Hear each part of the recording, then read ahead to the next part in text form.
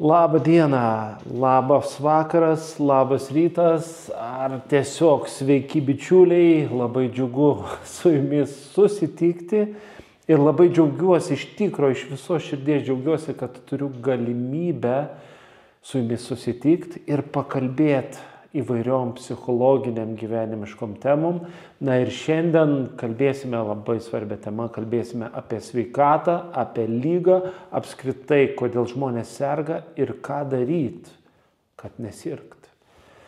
Prieš pradedant, noriu kai ką jums parodyti. Štai, žiūrėkit, kaip čia viskas atrodo, sninga. Neįsivaizduoju, kai eisiu prie automobilio, tai jaučiu teks kast, bet iš kitos pusės tai yra grožis, tai yra neįkainojamas dalykas. Ir kartais reikia džiaugtis, kartais reikia pasimėgauti tuom, ką gamta duoda. Na gerai, tai nieko nelaukdami, pradėkime šios savaitės išminties minutėlę.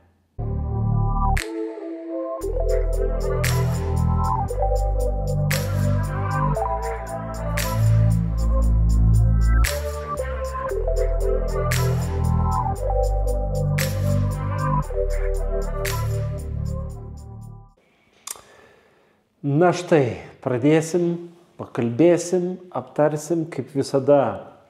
Pasižiūrėsim, kamegi reikalas. Paėmę kažkokią situaciją, temą ar panašiai. Ir kaip sakiau, šios savaitės išmintėlės tema yra sveikata, liga, ką daryti, kad nesirgti ir panašiai. Kalbėsim ne tik apie sielą, tai yra psichiką, ne tik apie psichinės ligas, bet ir apie kūną. Yra toks posakis, kad sveikam kūne sveika siela. O atvirkščiai galėtumėm pasakyti, sveikoj sieloj, jeigu sveika siela, bus ir sveikas kūnas. Ir manau, su manim sutiksite, kad taip, nes sveika siela tai reiškia ir mąstymas, ir vertybės atitinka, ir žmogus tada rūpinasi savo sveikata, nes jeigu sveika siela, tai reiškia žmogus mąstantis, jis kels klausimus, kas sveika, kas nesveika, ir rinksis teisingą kelią, kaip gyventi sveikiau, kad ir kūnas būtų sveikas, ne tik siela, ne tik psichika, ne tik mano psichologiniai kažkokie dalykai ir panašiai. Taigi sveikam kūne, sveika ir siela. Kai yra sveika siela, sveikas kūnas, šitie dalykai yra neatsiejami.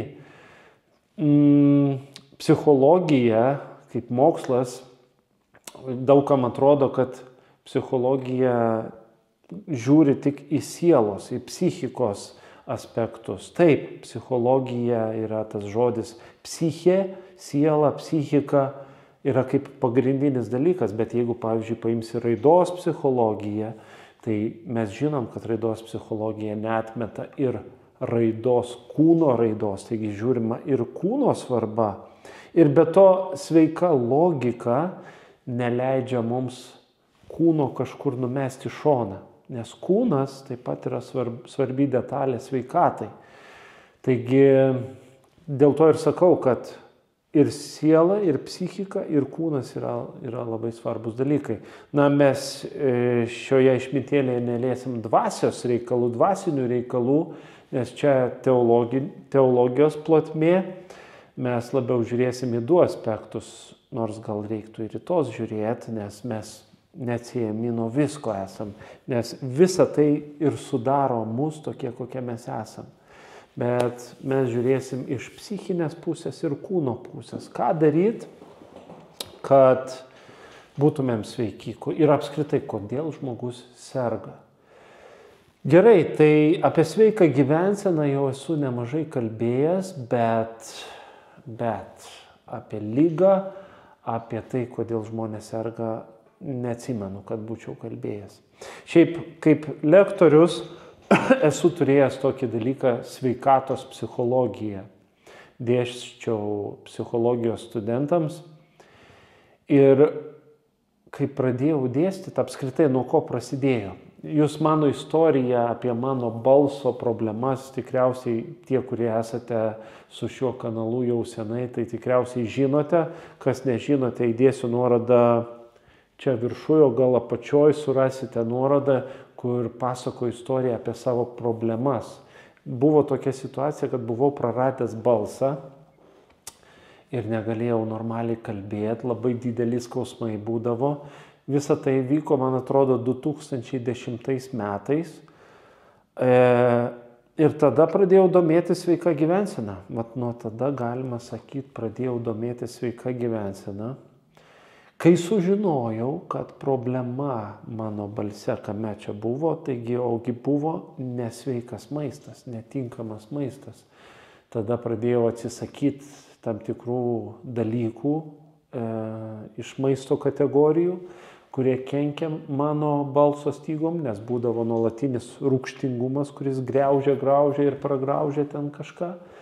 Ir pradėjau domėtis maistu. Laikui bėgant pradėjau domėtis judėjimu.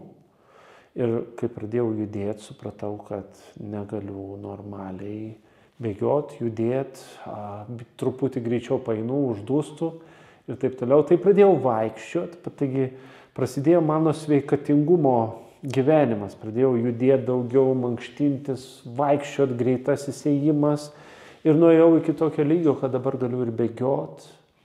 Ir dabar, kai man 40 metų, jaučiuosi daug jaunesnis, nei buvo man 20 metų. Nes tada tokių dalykų, ką dabar darau, negalėjau anksčiau to daryti.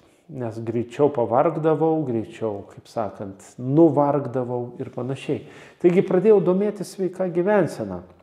Ir tada, kai pradėjau dėstyti sveikatos psichologiją, aišku, psichologija, kai studijavau, dar ten visokių dalykų, aš pats turėjau dalyką, kai sveikatos psichologiją turėjau, irgi sužinojau, bet kai pats pradėjau dėstyti sveikatos psichologiją, sužinojau dar daugiau, išsiplėtė akiratis dar labiau ir supratau, kaip svarbu rūpintis sveikata. Ne visose srityse man pavyksta 100% ten laikytis sveikos gyvensenos principų, bet kai kuriuose srityse jau džiaugiuosi tam tikrais pasiekimais. Tai kas yra liga? Kai pradėjau dėstyti tą dalyką, kilo klausimas, o tai kas yra liga? Nes bet kokiam vadovėlį, sveikatos psichologijos vadovėlį paėmus, tu įvadą skaitydamas gali suprasti, kad kur ta riba tarp ligos ir sveiko žmogaus, ką mes vadinam sveiku žmogumi, kas yra ta sveikata. Nes jau žiūrėkit, jeigu akinius žmogus nešioja, jau yra kažkas ne taip. Jau nėra 100% pilnumoje, nes be akinių jau kitaip matau pasaulį, su akiniais kitaip matau pasaulį. Ten kažkam gal stuburas kreivas, irgi čia sveikas žmogus ar ne. Dantis skauda, kažkam gal klausa sunkiau girdė, ne? Kitam gal ten yra kitų problemų. Ir ta riba tarp ligos, čia tokius paprastus pavyzdžius pateikiu, bet kartais iš tikrųjų labai sunku, jeigu tai kalbant apie psichiką, jeigu apie kūną kalbant, kas yra sveika, kas yra nesveika, sunku, o kalbant apie psichiką, tai yra dar sunkiau. Vat nubrėžti tą ribą, kur yra liga, kur yra sveikata. Yra kažkoks taškas, kur jau sakom, kad čia jau liga, kad čia sveikas žmogus, bet jeigu tai bendrai paėmus, tai spėju, kad kiekvienas žmogus turi tam tikrų tokių dalykų savyje, ar kūne, ar psichikoje, pavyzdžiui, baimės turėjimas, fobijos turėjimas, jau irgi kažkokia dalelė, kuri tau neleidžia pilnai mėgautis kasdienybę, kažkokią fobiją, ar tai vorų fobija, žiūrėk, jau tu turėsi problemų, sunkumų. Bet tada kitas klausimas, o tai čia blogai tas sunkumas? Gal čia nelabai ir blogai? Tai taip, bet ir apie akinius kalbant, čia blogai ir gerai. Iš vienos pusės, tai kas, bet vis tiek, taip bendriau pažiūrėjus, tai irgi nėra viskas taip tobula, ne? Ir kalbant apie sveikatą, kiekvienas žmogus norėtų gyventi ilgai, norėtų sulaukti ilgamžiškumo, pamatyti anūkus, galbūt proanūkius ir pasimėgauti tais vaisiais, savo palikuonimis, savo nuveiktais darbais ir panašiai. Ir kai kurie sako, va, aš moku mokesčius ir nesinori anksti numirti, nes norisi pasidžiaugti ar pakeliauti ir panašiai. Tai ką daryti, ką mes galim padaryti? Jeigu paimsim Pasaulio sveikatos organizaciją, ką jinai sako, kad didžiausias procentas mūsų sveikatos nepriklauso nuo medicinos, nepriklauso nuo aplinkos, bet priklauso nuo mūsų gyvensenos, nuo mūsų įpročių, nuo mūsų kasdieninio gyvenimo, kaip mes gyvename, ką mes darome. Ir pagrindiniai sveikatos principai kokie yra? Ar žinote? Parašykit dabar į komentarus, jeigu žinot, padarykit pauzę ir pažiūrėkit, vat, kokie jie yra. Parašykit, ką jūs mastot, kokie jie tie principai yra. O aš pasakysiu iš savo pusės, kokius aš matau pagrindinius sveikatos principus. Ką daryti, kad gyventi ilgiau ir būti sveikesniam. Na, tai pirmas dalykas, tai kas be ko, tai yra maistas. Ką mes valgome, kaip valgome, kokia mūsų dieta. Dieta tai turiu omeny valgymo specifikacijos, ką aš valgau, kaip valgau ir taip toliau. Nes dažnai mes pripratę tą terminą dietą laikyti, kad aš nevalgau. Ne, tai nėra dieta, tai gali reikšti ir tai, ką aš valgau. Tai va, tai kokia tavo dieta, ką tu valgai ir ar tas maistas, kurį tu valgai, yra iš tikrųjų naudingas tavo psichikai, tavo kūnui. Nes šiais laikais iš tikrųjų, kai mes turim daug pagundų, tai yra visokių maisto, kaip čia pasakyti, maisto sričių, dalių, ar kaip čia be pavadinsi, tų dalykų, kurie gali kenkti mūsų sveikatai. Žinome, kad mes turim, kiekvienas, manau, iš jūsų žinote, kad mes turim vartoti daugiau vaisių, daržovių, riešutų, sveikųjų riebalų, žuvies ir panašiai. Klausimas, ar mes tai žinodami taip gyvename, ar taip žinodami mes tokį racioną maisto ir vartojame pusryčiams, tarkim. Ką pusryčiam valgot? Parašykite komentarus, ką pusryčiuose valgot. Esu girdėjęs, kad pusryčiam labai svarbu vaisiai, nes kai žmogus valgo vaisius, labai organizmas pasisavina tos vitaminus. Vienu žodžiu, gerai, neįsiplečiam, aš nesu ten maisto dietologas, specialistas ir panašiai, bet visi žinom pagrindą. Vaisiai, daržovės, riešutai, košės, sveikos košės, kuriuose yra vitaminų. Vėlgi, paimsi kažkokią košę, kur yra perdirbta, pagaminta fabrike, klausimas, ar tu ten kažką gausi. Na ir gerai, taigi maistas. Labai svarbu, ką valgome, ką geriame, nes iš to pasisavina visus vitaminus, reikiamas medžiagas ir taip toliau. Sekantis punktas, tai žalingi įpročiai. Ar mes turime žalingų įpročių? Kiekvienas iš mūsų turim užduoti savo klausimą, ar aš turiu žalingų įpročių, kurie gali kenkti mano sveikatai. Ir tada belieka juos pašalinti. O kaip pašalinti, aišku, čia jau vėlgi yra problema, tai geriau, kas be ko jų net neturėti. Taigi atsisakymas žalingų įpročių yra didelis žingsnis į sveikatą. Sekantis punktas – judėjimas. Yra toks posakis, kad kraujyje yra gyvybė. Ir kai žmogus juda, tai judina kraują, nes širdis judinasi, viskas ten prasipumpuoja, visos kraujagyslės ten pradeda judėti kraujas ir taip toliau. Ir žmogus treniruoja širdį, treniruoja savo raumenis. Jeigu tu treniruoji raumenis, tai širdžiai lengviau ateity bus, nes raumenis padės pumpuoti kraują ir panašiai. Plus širdis bus ištreniruota ir taip toliau. Taigi judėjimas yra be galo vertingas mūsų sveikatai. Buvimas grynam ore, vaikščiojimas ir taip toliau. Jeigu tu judi grynam ore, tai tu dar gauni deguonies, kas yra irgi labai svarbu sveikatai. Deguonį mes kvėpuojam. Kvėpavimas, kai kurie yra lektoriai, kurie kalba vien tik apie kvėpavimą ir sako, kaip svarbu mokėti kvėpuoti, kaip svarbu kvėpuoti ir taip toliau. Tad kvėpavimas yra be galo svarbus, ypatingai jeigu tą mes darome lauke, gamtoj. O jeigu dar gamtoj, tai dar gaunam iš gamtos ramybę, poilsį ir taip toliau. Taigi gamta, grynas oras, deguonis. Kodėl svarbus deguonis? Ogi todėl, kad kognityviniams funkcijoms svarbus deguonis. Tokiems kaip atmintis, suvokimas, mąstymas, vaizduotė, pojūčiai ir taip toliau. Saulė yra natūralus D vitamino davėjas, o D vitaminas yra natūralus antidepresantas.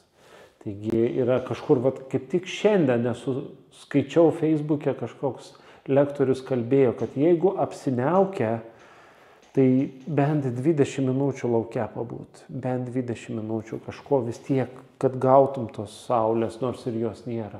Bent 20 minučių pajudėjimo, bent 20 minučių gryno oro ir taip toliau.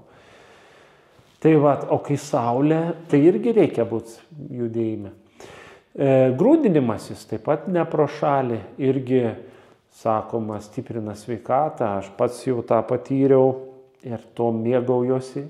Tai suteikia man poilsį, džiaugsmą, ramybę, bendrystę su draugais naujais, su kuriais susitinki, susipažįsti, besimaudydamas, jeigu tai darai ne vienas.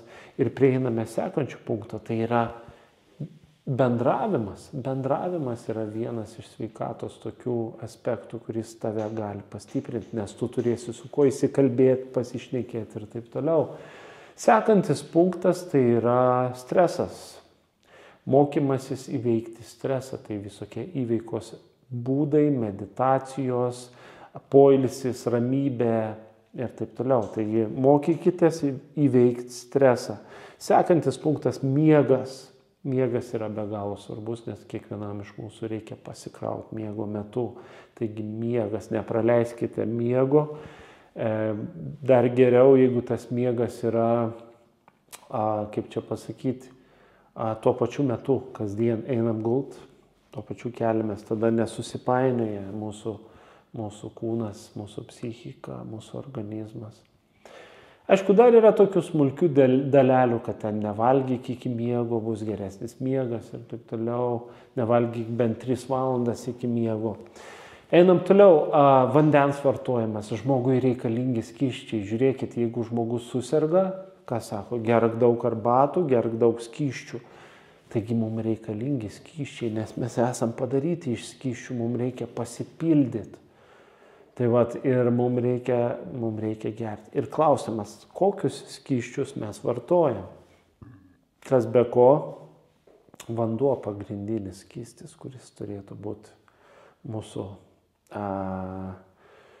šaltinis, kurį mes vartojame, kad nebūtų dehidratacijos.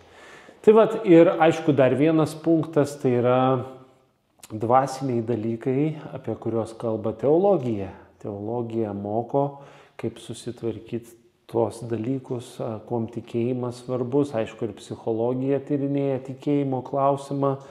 Ir kiek teko domėtis, tai irgi atsakymas tas pats, kad tai irgi padeda būti stipresniam, kai yra sunkus laikai ir panašiai, nes tai teikia viltį, o kai yra vilties, žmogus nepasiduoda, nes mato šviesą, kad ir tas tikėjimas ir viltis jam suteikia stiprybės, kad visa tai, kad ir kokie sunkumai dabar tave gali slėgti, tai nebūtinai slėgs visada. Tikėjimas, viltis, šitie klausimai yra labai svarbus ir žmogui tikėjimas taip pat yra svarbi detalė sveikoje gyvensenoje. Tai tokie pamąstymai, būtų įdomu išgirsti jums, kaip jums sekasi. Pavyzdžiui, man sunkiausia, kas yra, tai yra kova su cukrumi. Jau kas mane pažįsta, tai šitą žino, daug metų kovoju su tuom. Kartais pavyksta, kartais vėl sugrįžtu. Ir Ir vat čia didžiausia kova su cukrum vyksta. Nes cukrus yra visiškai nevertingas, cukrus sveikatai nieko neduoda ir visiškai nereikalingas šlamštas, kuris gali gadinti žmogaus sveikatą. Bet jis veikia kaip narkotikas, nes teikia malonumą, tu gauni malonumą, tu nori to malonumo ir tu ieškai to malonumo. Tai tokios mintis apie sveiką gyvenseną, taigi būkit sveiki, rūpinkitės savo psichinę sveikatą, rūpinkitės savo kūno sveikatą, nes, kaip ir sakiau pradžioj, kad Pasaulio sveikatos organizacija sako ir tokį dalyką, kad mūsų sveikata labiausiai priklauso nuo mūsų gyvenimo būdo. Antroji vietoje, man atrodo, aplinka, tai užterštumai visokie ir taip toliau. Na ir trečioji mažiausiai, ką duoda, tai medicina. Medicina jau rūpinasi ligoniais. Mūsų tikslas, kad tokiais netaptumėm. Bet vėlgi ne visą laiką mes galim pasirinkti aplinką, ne visą laiką galim pasirinkti draugus, ne visą laiką pasirinkti galim šeimą. Ir taip toliau. O visą tai žinom, kad daro įtaką mūsų įpročiams, mūsų tradicijoms, kurios susiformuoja ir paskui mes galim turėti ir įpročių valgyti, įpročių maitintis ir gali privesti prie žalingų įpročių. Ir tai irgi yra kaip ir loterija. Bet kai tu žinai, kas gerai, kas blogai, žiūrėkit, kiek daug žmonių žino, kad rūkyti nesveika, bet vis tiek rūko. Taigi žinojimas ne visą laiką padeda. Svarbu turėti norą. Tai linkiu jums turėti norą ir nepasiduoti.